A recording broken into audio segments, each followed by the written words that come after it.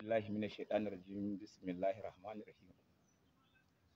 Sunana Murtala Jagal, Katsina Local Government PDP Party Local Government Legal Advisor. A matsayina na Legal Advisor da mu da 'yan kwamitin zartarwa na Katsina Local Government bisa ga kundin tsarin mulki na jam'iyyar PDP wanda ya tanada ya ba mu doka, mun zauna mun dakatar da chairman party na Katsina Local Government. Mun zauna mun dakatar da chairman party na Katsina Local Government Ibrahim Galadima. Ni wakilin ESCO ne na Katsina Local Government. Ga bisa dukkan wanda ya sa hannu a cikin wannan takardai ya san shi, ya san kai ne, ba sai mun kama suna ba. Mutum 18 zuwa 19 zuwa 20 zuwa 20 da wani abu suka samu takardu hannu. Ni wakilin ESCO ne na Katsina Local Government, kuma za ku ji daga wakilin ciyamomi na ward na Katsina Local Government. Shi ma zai zo ya yi jawabi, sana sai mu ba vice chairman shugaban kwamiti shi ma dama ya jawabi ne ya takin oba ya zama chairman. Salam, ku huta lafiya. Assalamu alaikum warahmatullahi ta'ala barakatuh. Sunana Aminu Bala Keke, chairman wakilin Gabas ta biyu. Ni ne wakilin shugaban forum na chairmomi na ward. Bisa zaman da muka yi na kwamitin zartarwa, mun samu laifuffuka wanda muke kalubalantar shugaban karamar hukumar Katsina na jam'iyya Alhaji Ibrahim Galadima. Wannan ya ba mu dama a constitution na jam'iyyar PDP mu tsaida shi, mu kama shugabanninmu takardar tsaidawa ta diba da idan diba wata ta bi doka da ka'ida a kirawo shi don tabbatar da al'amarin. A bisa abin nan ɗin constitution ya ba damar shi shugaban kwamiti Alhaji Abba Ila matsayin shi na vice chairman ya zama riko cikakken chairman na karamar hukumar Katsina na jam'iyya.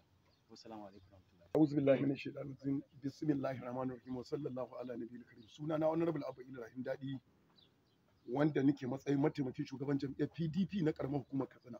A madadin 'yan kwamitin zartarwar jam'iyyar PDP na karamar hukumar Katsina wanda suka zauna da chairmomi na da ESCO na karamar hukuma, wanda 2/3 na chairmomi da kuma 2/3 na ESCO na 'yan kwamitin na ESCO na PDP na karamar hukumar Katsina, bisa ga zaman da aka yi da tattaunawa da aka yi bisa ga dalilan da ake tuhumar shi Ibrahim Galadima da aikatawa, suka dakatar da shi a inda suka tabbatar man da matsayin acting chairman na PDP na karamar hukumar Katsina a bisa ga hukuncin Allah da yadda Allah da kuma watar da yadda Allah da iko Allah da ƙarfin Allah. Za mu riƙe tsakaninmu da Allah da zuciya ɗaya, kuma za mu yi ƙoƙari mu ga cewa duk wani wanda yake tunanin kamar an tafi ko an bar shi ko ba a da shi, za mu yi ƙoƙari mu kirawo su mu haɗa kawunan su don mu kawo mu jam'iyyar PDP ci gaba.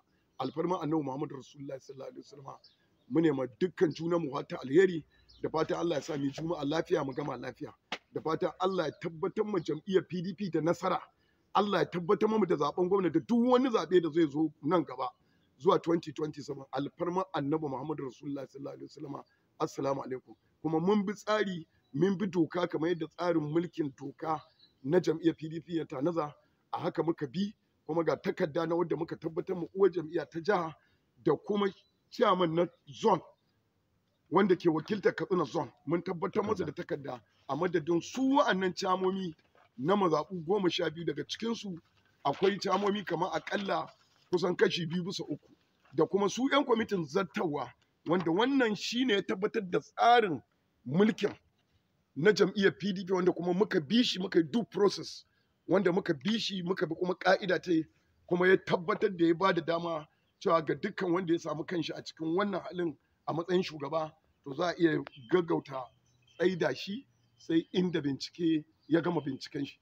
Da haka wannan shine tsarin da muka yi amfani da shi, wanda kuma muna da kwafin takardun wa'anda suka sa hannu kamar yadda doka ta ba da dama ta tabbatar da duk wanda aka samu kashi 2/3, kuma an samu kashi 2/3 na chairmomin jam'iyya na mazaɓu a matsayin mazaɓun da muke da su guda 12, kuma an samu kashi 2/3 na 'yan kwamitin zartawa na local government ESCO wanda muke da su guda 18 mun samu guda 12 alfarma annabi daraja annabi da fatan Allah ka ba mu sa'a da rabo assalamu alaikum wa rahmatullahi ta'ala wa barakatuh